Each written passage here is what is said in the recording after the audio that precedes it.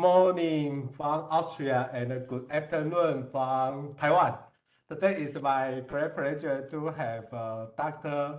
Balázs Boros from the University Vienna from Austria, to share us with his recent research on the Hopf application in mass action systems.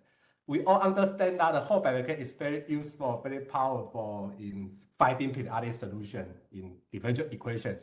But today, he will tell us how to apply this well-known application in a much more complicated system with networks, okay? Mass action system with network. And we are all very curious about this, and let's welcome him. Okay, thank you for the invitation, and thank you for giving me the opportunity to present this work here. So I should start with saying that basically everything I'm going to talk about today is joint work with Murat Banerjee from Oxford and or Josef Hofbauer from Vienna. This is the list of our recent papers. And other than telling you that this is joint work with these people, the other reason for this page is to show you that my recent interest is in limit cycles, Hopf bifurcations, oscillations, and so on. So this is going to be the main topic today, mainly Hopf bifurcations, but also some other bifurcations we will mention somewhat. So a very brief introduction to what mass action systems are, the main objects we are studying. Is you should imagine we have a few chemical species. In this particular example, it's X, Y, and Z, which form chemical complexes. X, Y, and Z, these would be monomolecular complexes, and 2x plus y and 3x are trimolecular complexes, and then some reactions are going on. So Z is transformed to X, X is transformed back to Z, X is transformed to Y, and then there is a trimolecular reaction. This is the short way and concise way to display such a reaction network. And if on top of the network for each reaction there is something that's called a rate constant, then we are ready to define mass action differential equation, which you see down here. The way to derive such an equation, just very quickly, is that for each reaction appearing in the network, there is a contribution, namely, just as an example, for this particular reaction, the fourth reaction, we write the net change in the species. So one molecule of X is gained, one molecule of Y is consumed, and the number of Z is not changing. And this is multiplied by the rate function of the particular reaction, which is under the mass action law, depends on the source complex. So if it's 2x plus y, then the rate function, the rate will be proportional to x squared times y. And there's the rate constant alpha 4, which is a positive parameter. Now, there's something which is good to keep in mind, is that, for example, for this particular network, you see that x dot plus y dot plus z dot equals to 0. This is because the columns sums of this matrix are all 0, and as a consequence, the solution is confined to such a linear invariant manifold. X plus y plus z is constant. In general, this matrix is called a stoichiometric matrix, denoted by gamma, and the rank of this matrix will tell you the dimension of this linear manifold where the solutions are confined to. And by definition, we say that the rank of the network is the rank of this matrix. So in this particular case, this is a rank 2 network. Now, let's turn to our main interest in this talk, oscillations. So this is a particular example by Feinberg and Bernard, which is a small reaction network. There are only bimolecular, at most bimolecular complexes, no trimolecular complex as in the previous page. And it turns out if you set the rate constants carefully, for example, like this, then you find oscillation in the system. This is a three-dimensional system, so the rank is also three species and the rank is three. There's a limit cycle, which is an attracting one. All nearby solutions will converge to this periodic orbit. There is a repelling limit cycle, and there is an attracting stable equilibrium. Okay, so oscillations do exist in mass section systems. Now, if we go back in time, then there is the famous example by Alfred Lotka. There's an autocatalytic step in X, then X plus Y is turned to 2Y, and then Y degrades. In this case, no matter how we choose the rate constants of these reactions, all solutions will be periodic. In fact, the equilibrium will be a center, which means by definition that all nearby solutions are periodic. And in fact, every solution is periodic in the positive quadrant. I have not mentioned so far maybe, but what we are interested in is behavior in the positive quadrant or positive state variables. Although the differential equations themselves make sense in the whole of Rn, but we restrict our attention to the positive quadrant. Now, the second example is somewhat similar to the Lotka. It's by Ivanova from the 70s. I have not found the absolutely original source. That's why I'm not 100% sure in the year when it first appeared. This is a rank 2 system. It has 3 species, but the rank is only 2 because there's a linear dependency between the equations. And here the solutions are again confined to such compact triangles, and every solution that starts in the positive quadrant is periodic. Or there is this example by Frank Kamenetsky and Salnikov, a pretty old one, more than 80 years old, which is made by adding 2 reactions to the Lotka, namely adding second order autocatalytic step, 2x goes to 3x, and making this reaction down here reversible.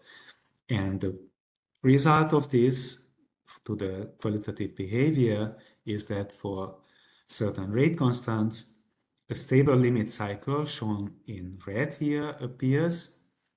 That means if we start a solution anywhere outside, we will converge to that. Or if we start a solution inside, not at the equilibrium, again, we will converge to that. So a stable limit cycle exists. This is a list of a few examples from applications. So Selkov's glycolytic oscillator, the famous Belousov-Zhabotinsky reaction, MAPK cascade, all kind of phosphorylation and dephosphorylation. These are all reaction networks which are motivated, the models themselves are motivated by real-world phenomena, and they do oscillate. Now, if for a second we go back to these classical examples, then remember the Lotka reaction gives you a center, so as the Ivanova.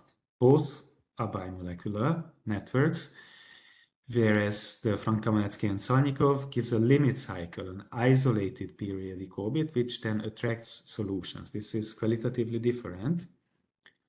And the difference in the on the network level is that it's not bimolecular anymore, because there is one reaction with Torget molecularity 3. There is a trimolecular target, but not on the sources side. So the source of each reaction is still bimolecular, so we can say it's still bimolecular sourced.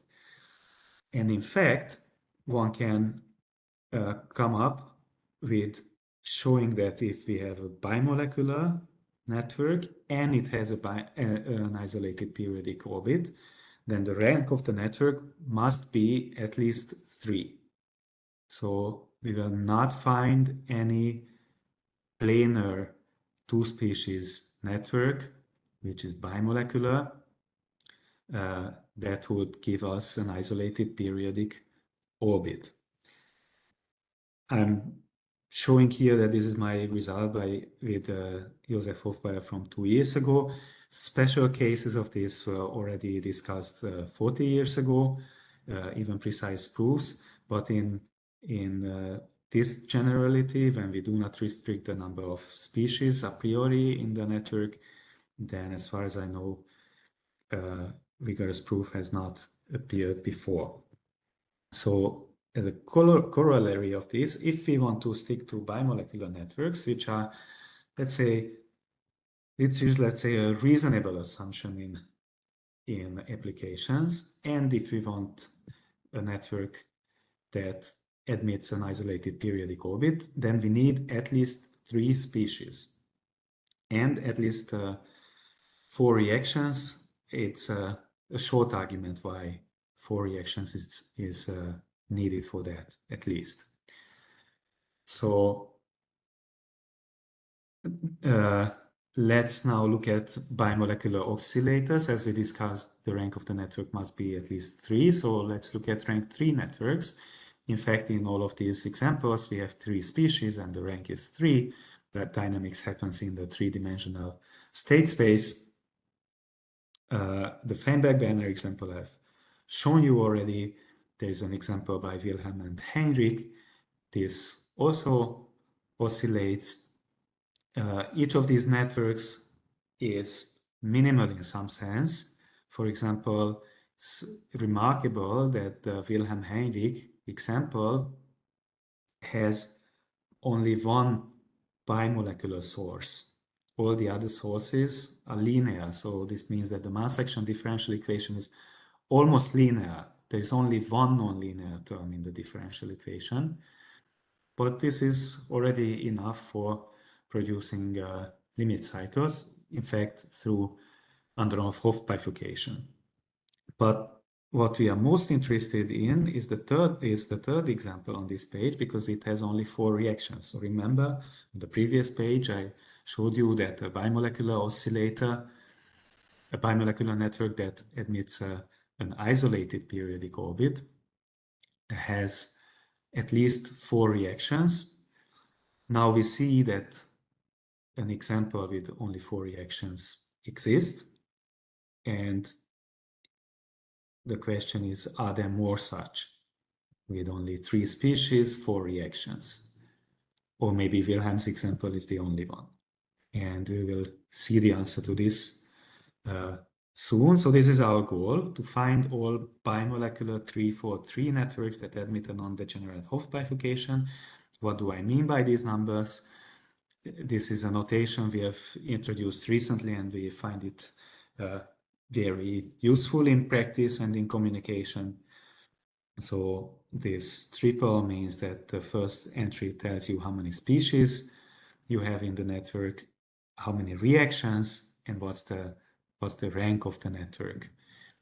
Basically meaning that what is the dimension of the space that is spanned by the reaction vectors.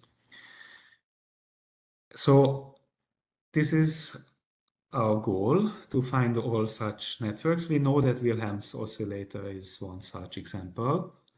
And if we find all of them, at the moment we don't know if there are more or not. But after we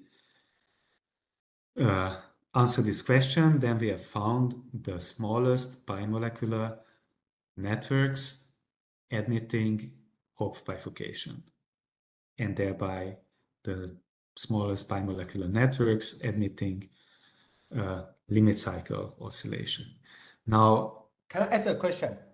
Yeah. Yes. Can you go back? Yeah, this slide. So, so you have a theorem saying that if I have an isolated periodic orbit, then I need 343 at least, right?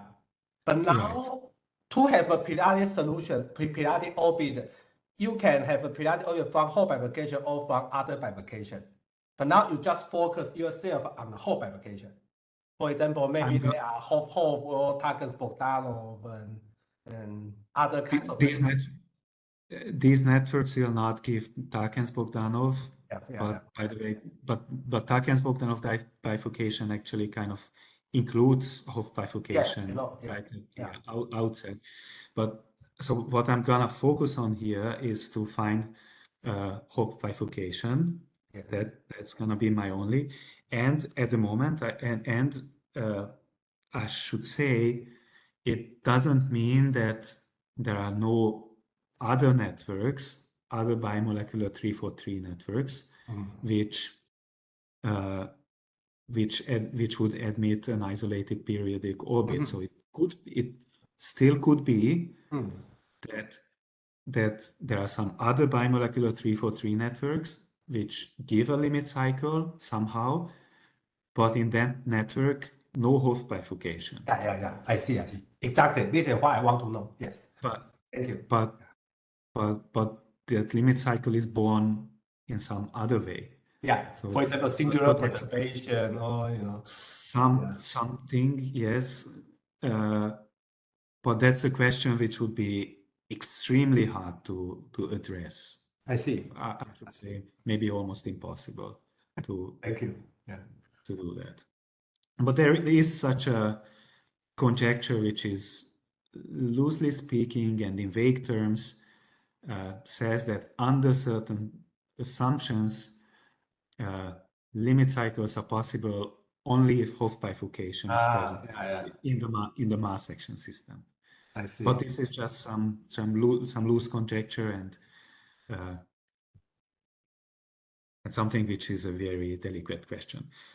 But there are some subtleties around this question. So here is an example with 4 reactions, 3 species, 4 reactions, rank equals to 3. And it does give a supercritical Hopf bifurcation. So it's not the Wilhelm example. So there's gonna be a few more for sure. But what I want to point out here is that if we make a small change in the network for a second reaction, instead of producing 2Y, we produce only 1 molecule of Y, which results in a tiny change in the mass action differential equation. The qualitative behavior of the 2 equations is dramatically different. The first one admits a positive equilibrium, which undergoes a supercritical Andronov-Hopf bifurcation, creating a stable limit cycle. For the second one, there is no positive equilibrium at all. So tiny change in the network results in a dramatic change in the dynamic behavior. Second such pair of examples, again, very small change. One of the reactions is producing, instead of 2 molecules of Z, only 1 molecule of Z. And in the first case, there is a supercritical Hopf bifurcation, even Bautin bifurcation, something that's more complicated than Andronov-Hopf. But the second network admits a positive equilibrium, which is always asymptotically stable.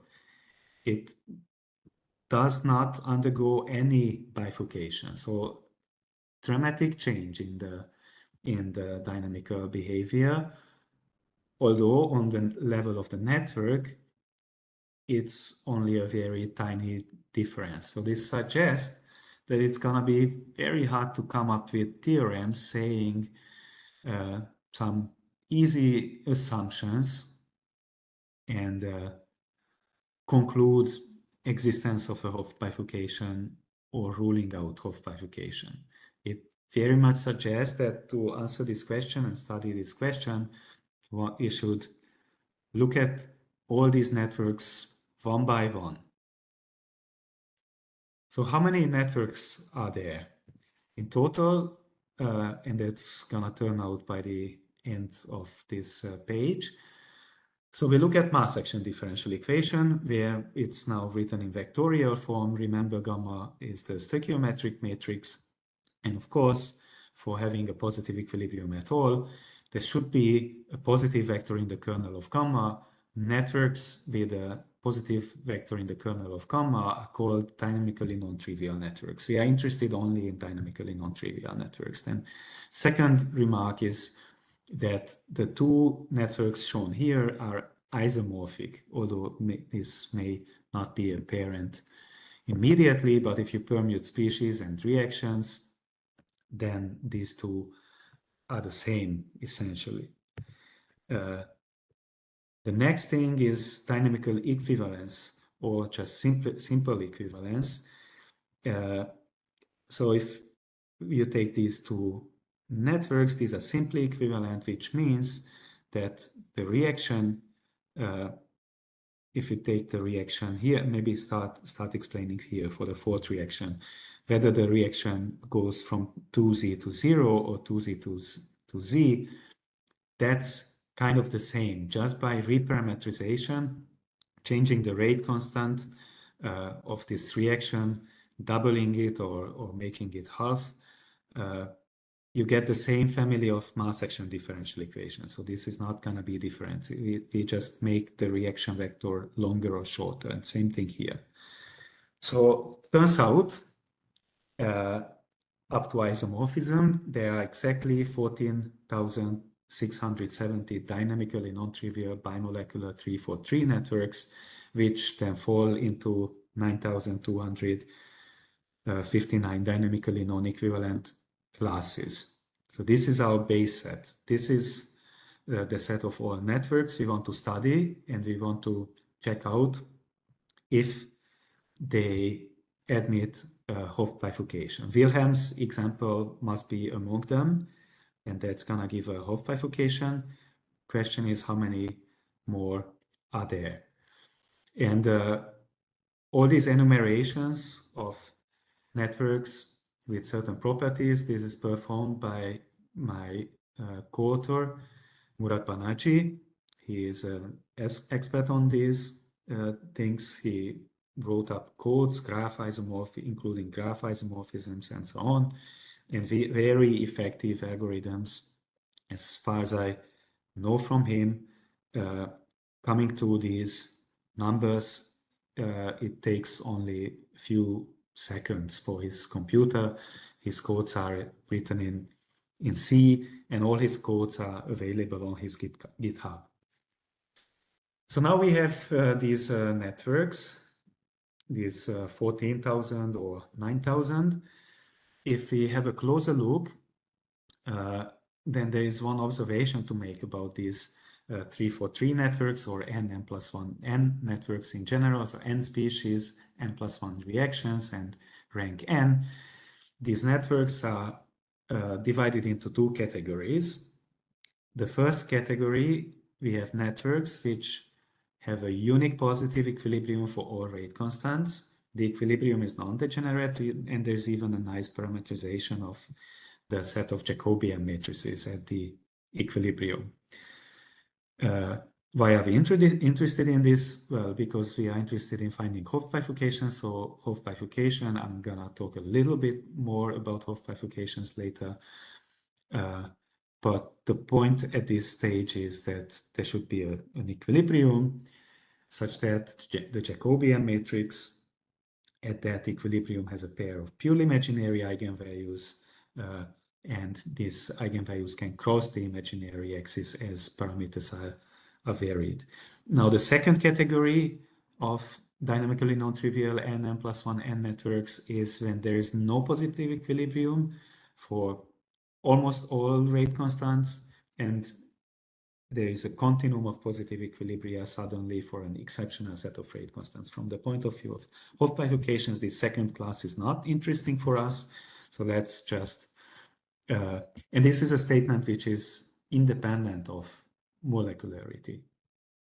But we are interested in the bimolecular case, and n equals 3, only 3 species. So out of the 14,000, networks, it turns out only 10,853 are non-degenerate.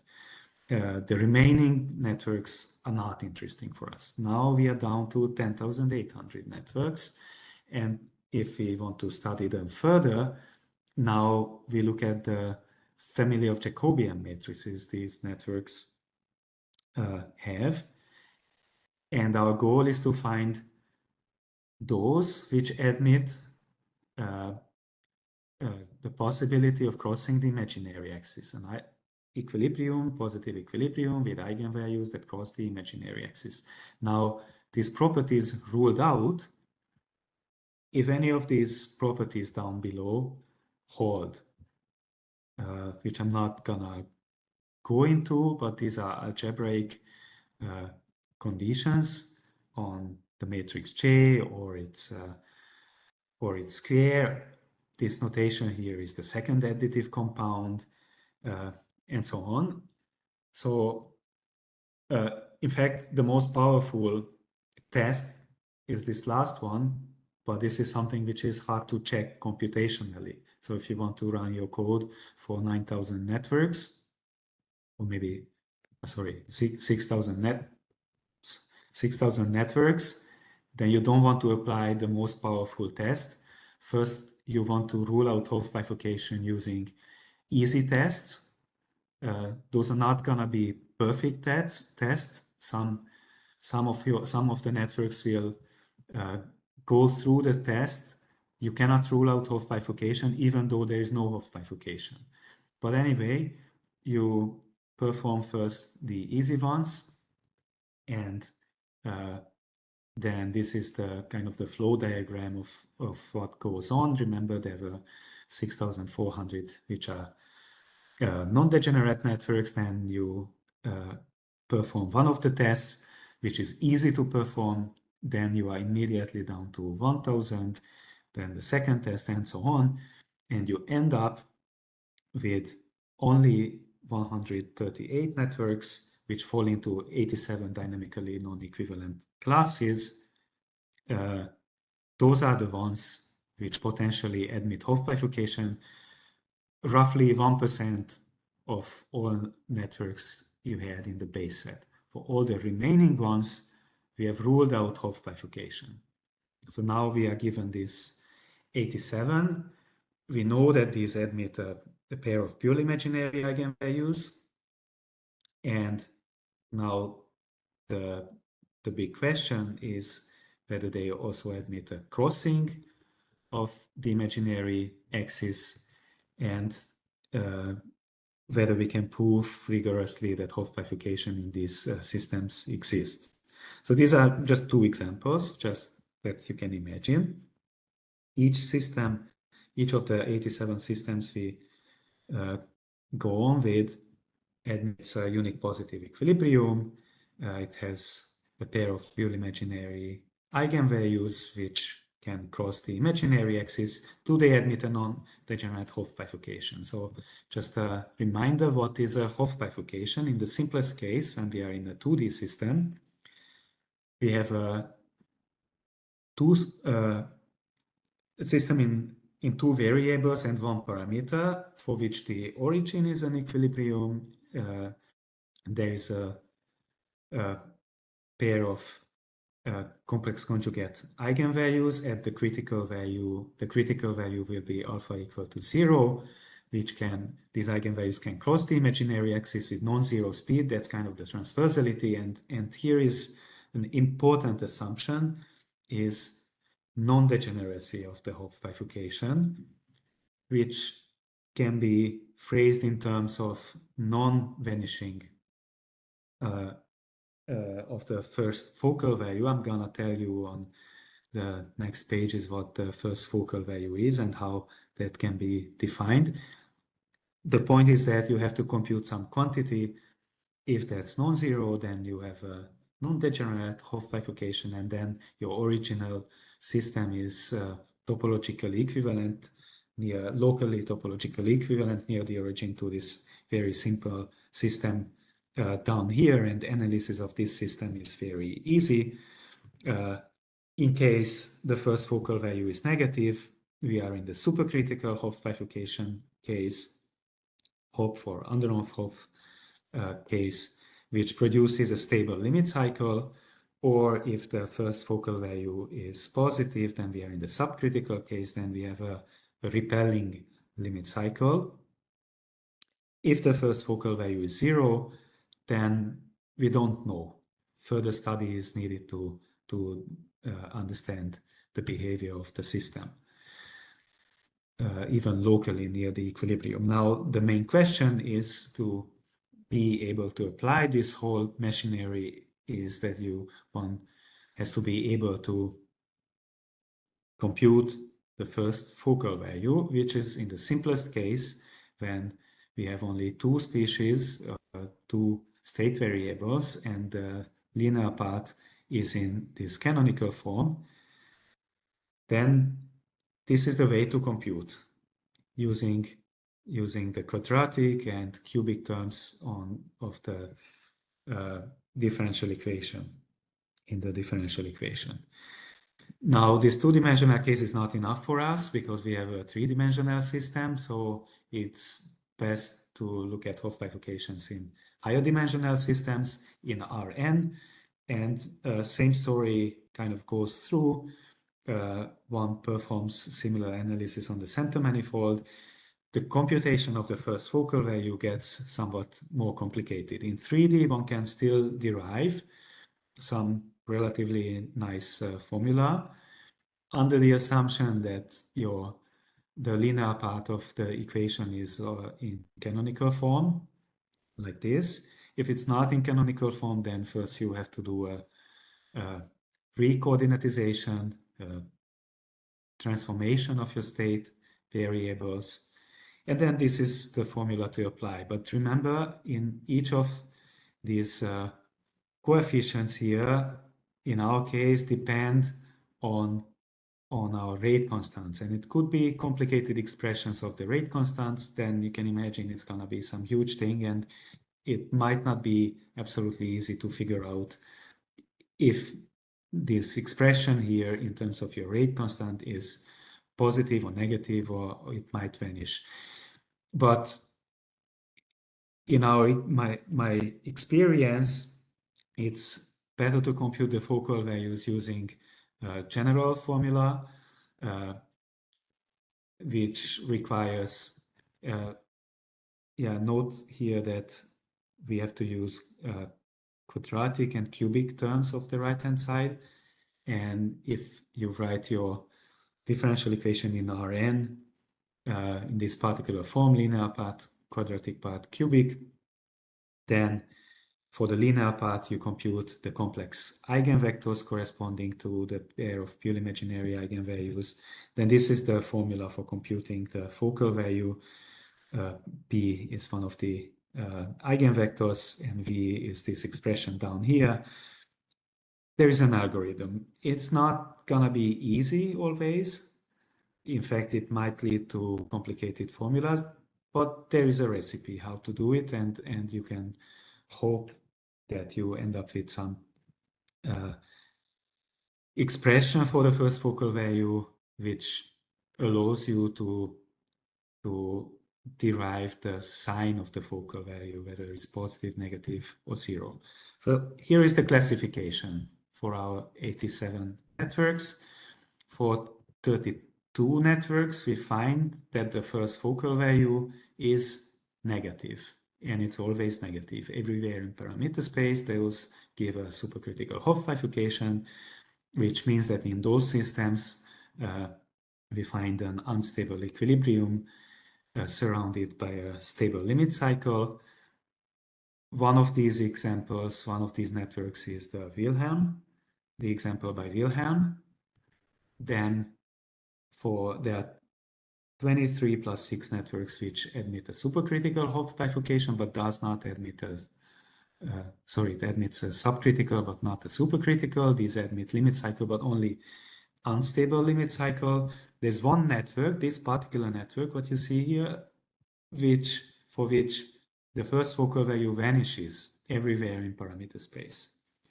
There are 25 networks where the first focal value can have any sign, positive, negative, or zero. For these, we know a supercritical Hopf exists, subcritical Hopf also exists, maybe some other bifurcation also exists. In fact, for these 31 networks, one might ask the question whether two limit cycles can coexist via some codimension 2 bifurcation, which leads us to Bautine bifurcations, which is a degenerate Hopf bifurcation. Same setup as for Hopf bifurcations, except that here we assume that at the critical value, the first focal value vanishes. So the Hopf bifurcation is degenerate. And in this case, the non-degeneracy assumption is that the second focal value is non-zero. That's the assumption. If that holds, then the system is locally topologically equivalent near the origin to this simple equation here written in polar coordinates, and analysis of this is easy. In the case when the second focal value is negative, there is a stable equilibrium. There are several things going on, but you can conclude that there's a stable equilibrium, unstable limit cycle, and a stable limit cycle at the same time for the same parameter values. So this means that two limit cycles, even two limit cycles exist for some parameter values. Also bistability, so certain solutions go to the stable equilibrium, other solutions go to a stable limit cycle. Multistability is something which is important in applications. Now the main question is how to compute the second focal value. Otherwise we cannot apply this great theorem by Bautine. Bautine was Russian, that's why I'm pronouncing his name this way. So computation of the second focal value in the absolutely simplest case in two species systems, and under the assumption that the equation is quadratic, which is the case for us, because bimolecular networks produce only quadratic differential equations, so no cubic and higher order terms. Even in that case, even in this absolutely simple case, based on the Taylor coefficients of the right-hand side of your ODE, this is the formula, which might get complicated if you plug in. If you have very specific numbers here, these coefficients are nice numbers like 1/2 and 3 and then so on, you just plug in, it's fine. But if these coefficients do depend on further parameters and might be ugly expressions of parameters, then you can imagine that this is not absolutely present to work with this. And the problem is this is not enough for us because we are not in the two-dimensional case, but we have a three-dimensional system. So it's best to look at the n-dimensional case, which in the quadratic case, again, there is a recipe how to compute it. One should go out to complex, although your original problem is in reals. You go out to complex, and here is the recipe. In the quadratic case, the whole algorithm fits on one page. If I would look at the more general case, when we also have third order, fourth, and up to fifth order terms in the differential equation, then it gets a very messy and complicated thing. But this suffices for us. So in these 25 cases, when the first focal value vanishes, we compute the second focal value to understand the behavior. We were able to do that. And we find that out of the 25 cases in 23, we find that the second focal value is negative. That's the case when for certain parameter values, a stable equilibrium coexists with an unstable limit cycle and a stable limit cycle. For two examples, we have a positive second focal value, which just means that from the point of view of stability, everything is fine. For these 6 networks here, where the first focal value can be positive or 0, but it cannot be negative. So it cannot cross 0 properly. Transversal Bautian bifurcation is impossible, but since the second focal value is negative, we can still conclude the existence of a stable equilibrium, an unstable limit cycle, and a stable limit cycle for certain parameter values. There is one network down here for which, remember, the first focal value was always 0. Turns out even the second focal value is always 0, and that's the point when you start conjecturing that maybe the equilibrium is always a center whenever there is a pair of purely imaginary eigenvalues. It's an old result by Poincaré and Lyapunov that for an analytic system, at least in a planar system, if all the focal values vanish, the third and fourth, infinitely many of them vanish, then we have a center, and that's a characterization of an equilibrium being a center. Now, turns out that this is indeed the case. So we have this three-dimensional system, and somehow, of course, practically that's not possible to compute infinitely many focal values, so you should find another way to prove that at the critical value there is a center. We were able to do that. This is these are the periodic orbits that arise when the rate constants are set like this. This is the bifurcation parameters kappa 1, and when kappa 1 reaches the value of kappa 2 plus kappa 3, then we have a center, and the dynamic behavior is this red guy here is the stable manifold of the equilibrium, and otherwise all other solutions are spiraling around this stable manifold and converge to one of these positive periodic orbits. That's the behavior. The analysis of this is performed in this paper down here, which appeared in Applied Mathematics Letters. So it gives what we call a vertical Andronov-Hopf bifurcation. So all the periodic orbits appear at one particular at the bifurcation, at the critical value of the parameter.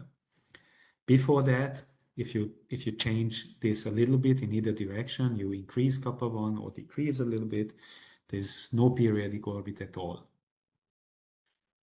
Okay, then this is one example. As I told you, we have, I think, 29 examples with multi-stability. That's interesting to note that such simple networks can show multi-stability in this sense, that one attracting object is an equilibrium, another attracting object is a limit cycle. For this particular network, probably the behavior is that no matter where you start in state space, either you converge to the equilibrium or to this limit cycle. The basis of attractions of these two objects is separated by the stable manifold of this unstable limit cycle. Here is the complete list of the 86 networks. I mean, this is the first page. I'm gonna show you more.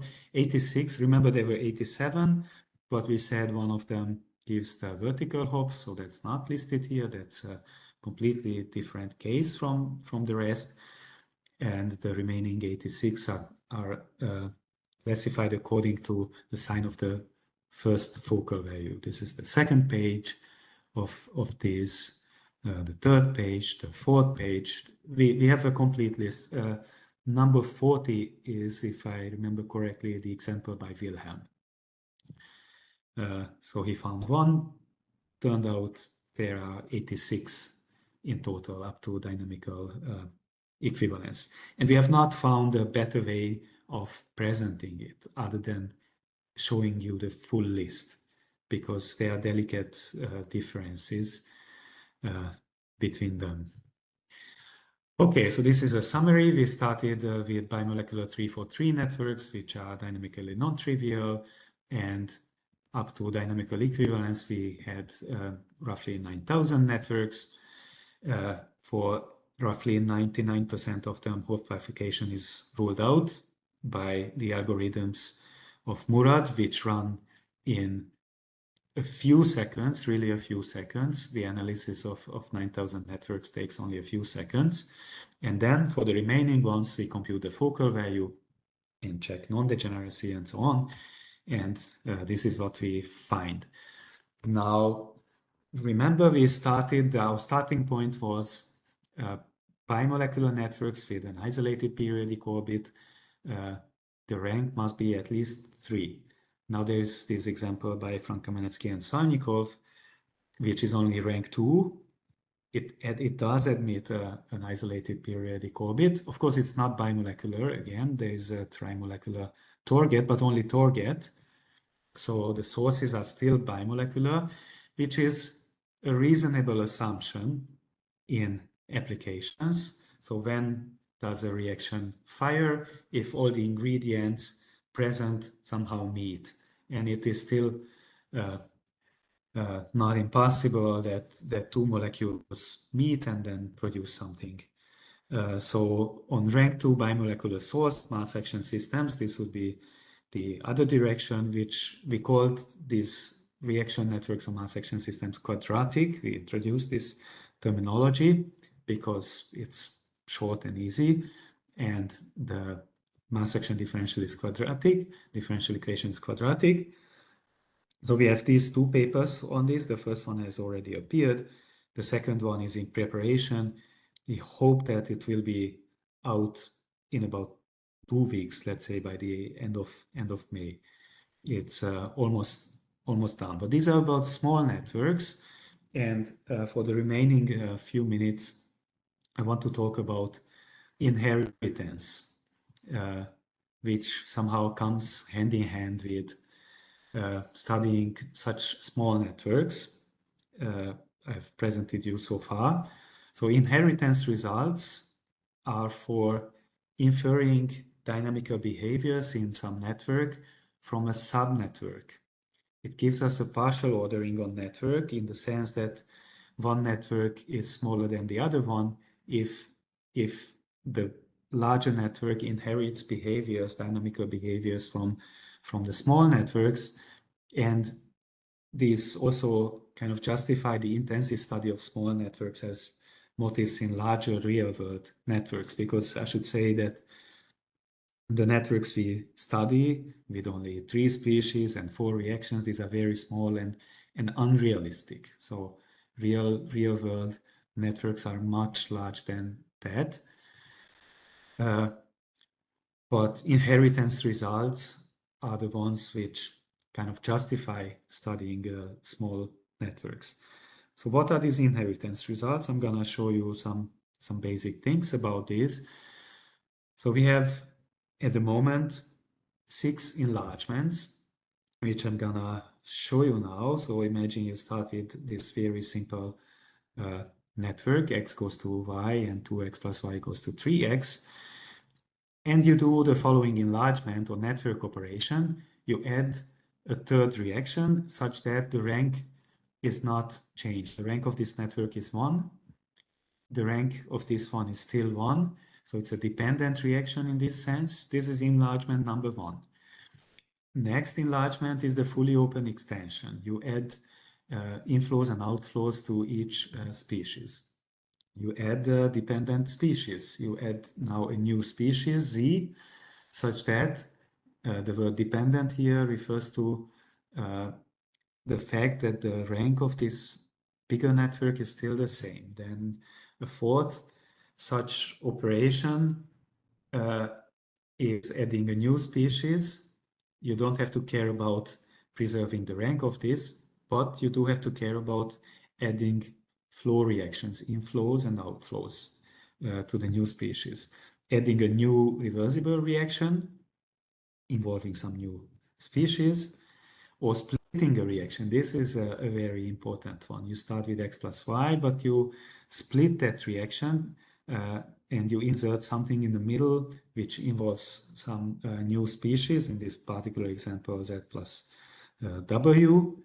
This is something that happens a lot in applications to see such kind of split reactions. And the point is that this small network here we started with admits multiple equilibria for certain rate constants and in certain linear invariant manifolds, there are 2 equilibria, and automatically all 6 networks you see here also admits multiple equilibria automatically, because these enlargements which I've listed are all such that these guarantee that, and not only that they give multiple equilibria, but in fact this network admits a fold bifurcation of equilibria, and also the fold bifurcation is guaranteed to exist in all these larger networks. This is the main inheritance theorem here. So this is again just listing the same 6 network operations. There might be further network operations with the same property, but these are the ones which are discussed so far in the literature in depth. All of them preserve equilibria, periodic orbits, and bifurcations, meaning if in a small network you have equilibria or multiple equilibria or stable equilibria, then or periodic orbits and so on, this is lifted to the larger network. The proof of this is very complicated, very technical. It applies regular or singular perturbation theory, and actually this theorem is kind of a summary of several papers. Murat Banerjee is the driving engine behind these results, but other people also have contributed to this. But so this theorem is, let's say, the summary of.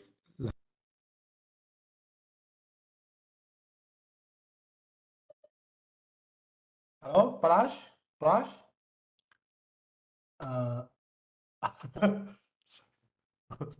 Somehow he disappears. Hello, Balázs? Balázs?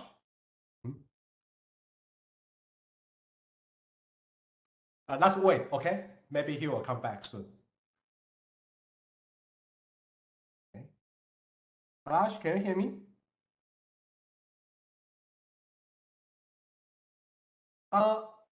I can see you change the, okay, move a slide, but hello? Yes. You are back, because I did not see your face. Aha, okay. I could not hear your voice, but now we can hear you now. Okay. Okay. Sorry. So we this slide. Okay, please. This slide. Okay. So this is a particular example from biological applications, phosphorylation, dephosphorylation in certain extracellular signal regulated kinase, which is in short called the ERK network. So the full network oscillates, it turns out, but already the reduced one, actually, which is a smaller and easier to study and easier to show that this one has a Hopf bifurcation and there is a stable oscillation that is a stable limit cycle that is bound by a Hopf bifurcation. And since application of operations E1 and E2 allows you to derive the full network from the small one, you can conclude that in the big network there is oscillation. But it's much easier to analyze the smaller network, fewer species, fewer reactions, fewer parameters. Then another example is the MAP-K cascade with negative feedback, which has a lot of species, 24 species, 36 reactions, and 17 is the rank of the network.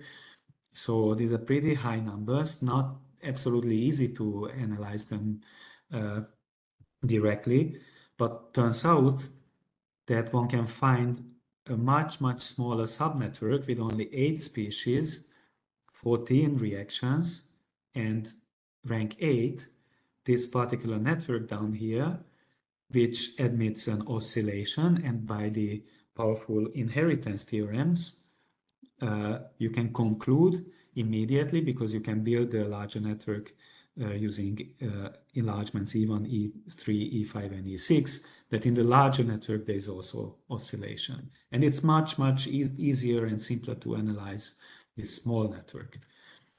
So what I said, not only equilibria and periodic orbits are lifted from small networks to larger networks, but even bifurcations themselves. This is a very powerful thing. So what bifurcations are meant?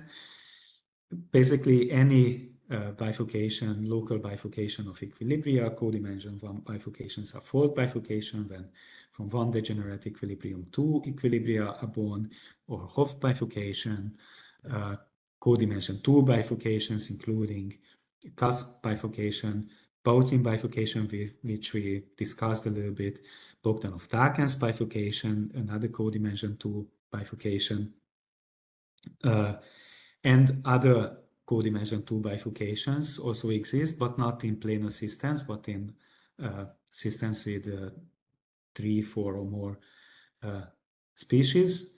The inheritance results also work for those, and even for higher codimension, very complicated bifurcations. So the result is pretty powerful. Let me just conclude with this one example on the homogenized brusellator. I'm going to tell you immediately what the homogenized brusellator. So remember, this is the simple two-reaction network which we use for illustrating the enlargements. So this one admits fold bifurcation of equilibria. And this network, which is very similar, just adding flow reactions to X, but there is no such obvious relation between the two networks that the second one could be obtained from the first one by one of the enlargements. No, none of the operations allow you doing that. But this second example down here, this admits a unique positive equilibrium with a supercritical Hopf bifurcation and therefore with a stable limit cycle. This is the brusellator. This is the famous brusellator network. Now, this is the homogenized. This is what we call the homogenized brusellator. Why is it homogenized? Because we added a new species, Z, such that in every reaction, the molecularity on both sides agree. So in every reaction here in the first component, we have monomolecular complexes. Here we have trimolecular. So that's why we call it homogeneous. And this is the homogeneous brusellator. It's obtained from the brusellator by E3, which means that the Hopf bifurcation is inherited. So we automatically know, without any kind of analysis on this network, we automatically know that there is a supercritical Hopf in this system. Since at the same time, this network can also be seen as applying enlargement E5 to this network, which admits a fold, we also, without any calculation, we immediately know that there is a fold bifurcation in this system. When there is fold bifurcation and Hopf bifurcation in a system, then there might be also a Bogdanov-Takens bifurcation, which is something one has to check in this particular case. But indeed, it turns out Bogdanov-Takens bifurcation exists in this system. Therefore, even homoclinic bifurcation of periodic orbits exists. Turns out even Bautin bifurcation, a degenerate Hopf exists. Therefore, a fold bifurcation of limit cycles exists. And if we go even further and create this example, which is obtained from the previous one, from the homogenized brusellator by the application of enlargements E1 and E2, it's kind of mostly linear. A lot of reactions, 12 reactions here, linear. There's only one non-linear reaction. But this network admits both fold bifurcation, Hopf bifurcation, Bogdanov-Takens bifurcation, homoclinic bifurcation, Bautin bifurcation, fold. It admits all of these, and we get this for free. We don't have to do any kind of analysis. The analysis would not necessarily be very easy because we have 13 parameters in the system, the 13 rate constants. but for absolutely for free, we get the existence of all these bifurcations and all these behaviors in this system, thanks to the inheritance results. So in my view and kind of, I should say, dream, the long-term goal in the analysis of large networks is to build a directory of small networks with certain behaviors, small network catalog of small networks with Hopf bifurcations or oscillations or multiple equilibria and so on. Establish some inheritance results. We already have some powerful ones. And this is kind of the missing piece. This third one is developing algorithms. So if I give you a large network, can you somehow in an algorithmic way find out if that large network has a small subnetwork, some smaller subnetwork, which appears there and which does admit, which is in this directory, in this catalog. This third point is something that is completely missing at the moment from the literature, but it would be a great and big deal if someone would be able to make some progress in that direction. And on my last slides are just two links. The first one is to my website, where you find all my publications and PDF files of publications, even slides of all my previous talks, including these talks, slides of this talk, and my GitHub repository,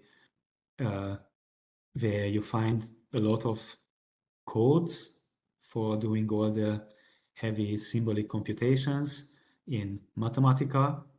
This I have not forgot to mention, maybe, that all the calculations of focal values, first focal value, second focal value, and other heavy calculations are done in Mathematica, in that software, and all the notebooks performing those calculations are made available in my GitHub repository.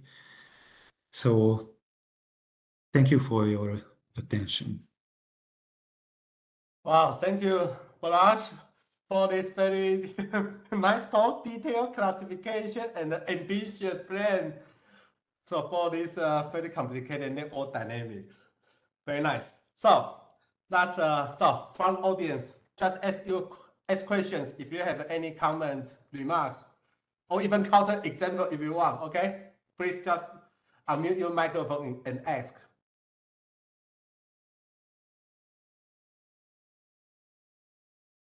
Maybe let me begin one question. Can you go back to your summary slides? Like, okay, no, like 45 maybe, page 45, summary, yeah. Yes, this one. So, so you can infer behavior from subnetwork, smaller network to large network. This is a lift or inheritance. Yes. Can I do the inverse operation? Like I have a large network. I know there's a Hopf bifurcation, but I want to make a large network simpler. I want to delete some species or network such that the reduced network is has still Hopf bifurcation. I'm not aware of any general result in this direction. If you do that, and if you're not careful enough, then you will lose the Hopf bifurcation. Yes, this is exactly the point. If you do too much deletion, yeah, and then you will lose it. And so I'm this not is not invertible. Like you have an operation like E1, E2 to E6, but it's not invertible. Like no, they are not. No, they are not. And yeah, I mean, these are examples of that. So look at the homogenized brusselator, which has all of these. But if you go back here on here, then here you don't have a fold bifurcation. Yes. And no Bottian bifurcation, no Bogdanov-Takens bifurcation. So it goes in one direction. So this kind of shows that with kind of deletion of reactions and reducing and making your reaction network smaller, you have to be careful. And if your question is whether I can tell you some general results on what kind of deletions Yes. and simplifications are possible to do without losing an interesting property, Yes. I have absolutely no idea if there is any kind of such general result which would help you. I see. Somehow the embedding or lift is easier in some sense for chemical reaction network. Yes. I see. So just by looking at this homogenized brassolator, let's say, and I know it has all these properties, and if I delete this, I'm not without doing any calculation, I would not be able to tell you whether in the smaller network I still have these properties or not. Without doing the exact calculations here, I cannot tell you. Okay, good. Thank you. And other questions? Just unmute your microphone.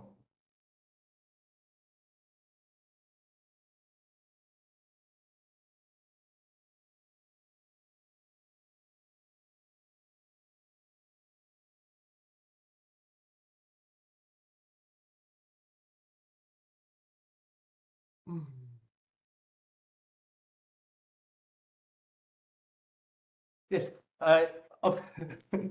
because I know you because of Benefit's email. Like he told you, like I and the other friends, we are doing a so-called bifurcation without parameters. We can obtain periodic orbit from removing a line of equilibrium. Okay, I know this kind of, maybe we don't have this structure in the chemical reaction network, but okay, I want to have your opinion. Like in the chemical reaction network, it's often to have a manifold of equilibrium, and somehow by tuning some parameter, we can remove the manifold, and somehow periodic orbit appears, or like this. What you mean when you say many equilibria, you mean many isolated equilibria or a whole? It's not isolated, it's a manifold of equilibrium, like line of equilibrium. I see. Yeah. So what I have done is like we studied plate system holding type 2. And there are certain parameters. When the parameter is are equal, then we have a line of equilibrium. Yes. Then along the line, some equilibrium will lose normal hyperbolicity. And this is so-called whole bifurcation without parameter.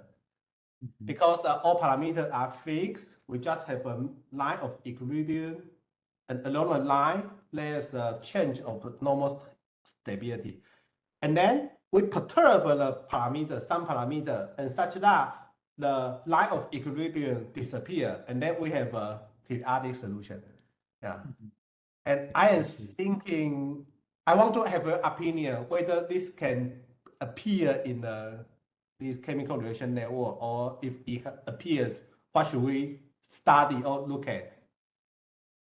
They do appear, although this without a parameter thing, this is not 100% clear to me, I should say. But if you look at these networks, you remember there were, even in the bimolecular case, there are several thousand networks, and I told you they fall into two categories. The second category is such that there is no positive equilibrium for almost all parameter values, but then for an exceptional set of parameter values, there is a continuum of positive equilibria. Yes. And so this is even in the simple case of only n equals 3, so 3 species, 4 reactions, rank 3. Yes. It happens for a lot of networks. In fact, so we have 9,000 dynamically non-equivalent, and 6,000 is non-degenerate. So the difference between the two, which is almost 3,000, that means there are almost 3,000 such bimolecular networks. I see. I see. But here you do kind of change a parameter, and changing the parameter gives you this property. And if in this absolutely special situation that bimolecular and only 3 species, you have this many, this kind of suggests that this is something that happens a lot in mass section systems. Cool. So which means, according to this lemma, the first scenario is for the standard Hopf bifurcation because the equilibrium is isolated. But for the second one, it's manifold or positive, and it should be something like the bifurcation without parameters. Okay. Interesting. Well, possibly, yes. And in this case, but in this particular case, the 343 bimolecular case, I'm almost sure that that kind of Hopf bifurcation will not happen. So maybe what you have in mind is that you have a curve of equilibria, curve of positive equilibria, which as you change the parameters somehow disappears and results in a continuum of periodic orbits. It's not continuum of periodic orbit. When you fix parameter value, then it's a single periodic orbit bifurcating from some point from the line. Okay. Yeah, it's not continuous. It's like so. For example, I have a parameter kappa. When kappa is 1, I have a line curve of equilibrium or line of equilibrium.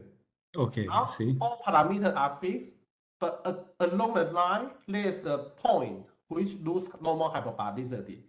And now when I perturb the kappa, for example, kappa is 1.0001, and then the whole line disappears. And then near the point, there exists isolated periodic orbit. I see what you mean. Yeah. I very much doubt that this happens for these networks, for bimolecular 343 networks. Yes. I cannot say it for sure, but I very much doubt that this happens. But for other classes of networks, maybe not bimolecular or more species or more reactions, I can imagine that this happens. So your example, the example you have in your manuscript is not a mass section differential equation. No, definitely not. It's a rational function nonlinearity holding type 2. Yeah. Okay. I am fairly happy. I am now very happy that because in the second scenario, it seems that we have a lot of curve of equilibrium, and maybe something can happen there. I mean, like bifurcate without parameter, or the removal of this type of equilibrium will give you periodic solution. Yeah. I mean, okay, but this is a follow-up question. So, so there are 2 scenarios in this lemma, right? And yes, but if you are the biologist or chemist, and it's which scenario is more realistic for them, the first one or the second one? I think the second one is more degenerate, right, for scientists, for chemists. That's a little bit more degenerate, but also I should say from real networks having only on n species only n+1 reactions, that's not realistic. So in practice you have a lot more. So this number in the middle should be much larger. Yeah. I see. So do any scientists already apply your result to do some research, scientific research, or nowadays is still a math theory?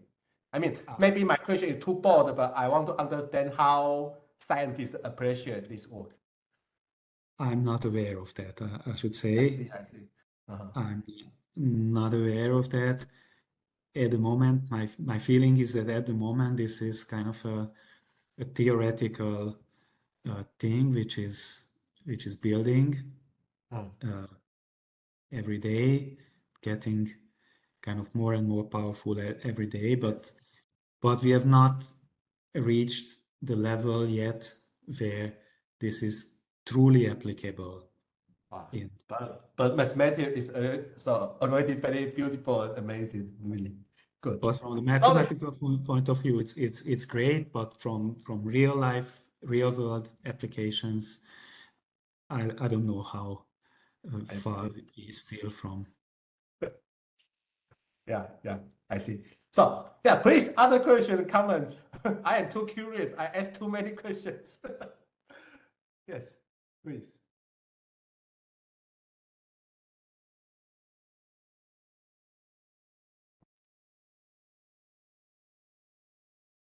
Okay, if this is not the case, I think we should thank the speaker, Dr. Balázs Boros again. Okay. Thank you. Yeah. Thank you. Wow, amazing talk. Yeah. Okay. Yeah. Thank you for the opportunity to present this work here. Yeah. Yes.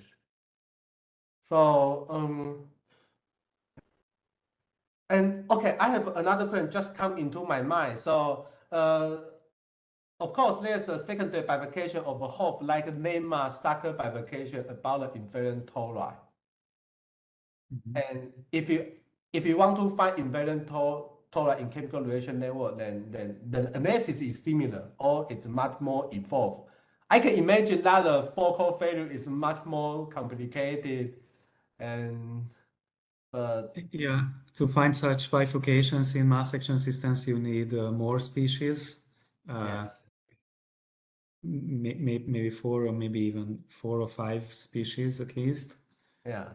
So the analysis is gonna be more complicated. We kind of plan to do that at some point, at some day. Yes. Maybe not so far in the future, maybe in a year from now. Not this year, definitely. Yeah. Maybe in a year from now, we will work on such questions. But we started, of course, with rather simple. This is already complicated enough. No, already complicated. Definitely, yes. But you are right. That's absolutely a valid question and valid point. That our long-term plan is to find those more complicated objects in mass action systems. Yes.